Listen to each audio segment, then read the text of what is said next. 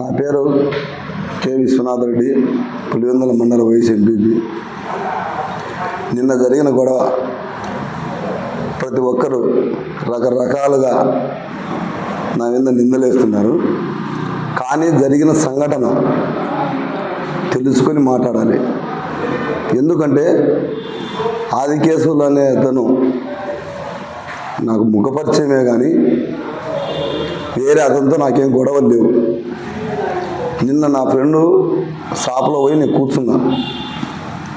కూర్చున్నాక అతను నన్ను చూసి నాకు ఆపోజిట్లో వెహికల్ ఆపాడు.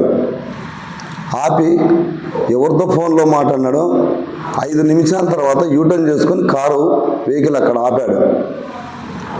ఆపితే నేనైతే అతనితో పెద్ద ముఖపరిచయం లేదు కాబట్టి ఏం మాట్లాడలేదు. అతను నా ఎనికి పక్క నుంచి పోయే అవతల సైడ్ కూర్చొని ఏమన్నా బాగున్నావా అన్నాడు. సరే బాబు బాగున్నా అన్నాడు. బాగున్నా అన్నాక మధ్యలో మా బ్రదర్ ఉన్నాడు. ఎందుకు బాబు పోస్టు పెట్టడం వల్ల అల్లర్లు ఎక్కువ జరుగుతున్నాయి, అన్న నీకోసమే మనం చెప్పినాడు అని అన్నాడు. అన్నప్పుడు ఆదికేశవులు ఏమన్నాడంటే, అతను ఏం చేశాడంటే ఫస్ట్ తను మాట్లాడింది రికార్డ్ చేయలే, తర్వాత నేను మాట్లాడింది మాత్రం రికార్డ్ చేశాడు. టీడీపీలో బ్రోకర్లో పార్టీది, నువ్వెట్ట బ్రోకర్ల పార్టీ లేకపోతావు, పోయి మళ్ళీ సమర్థించుతావా అన్నాడు. ఏం మాట్లాడుతున్నావు నువ్వు అని. మాట్లాడేది ఏముంది, మేము తలుచుకుంటే నేనేమేం చేయగలుగుతాము, మా కథ నీకు తెలుసు కదా, నువ్వు పార్టీ మారి తిరగగలుగుతావా అన్నాడు. పద్ధతిగా మాట్లాడుతుండగానే అక్కడున్న రాడు తీసుకున్నాడు నా మీదికి.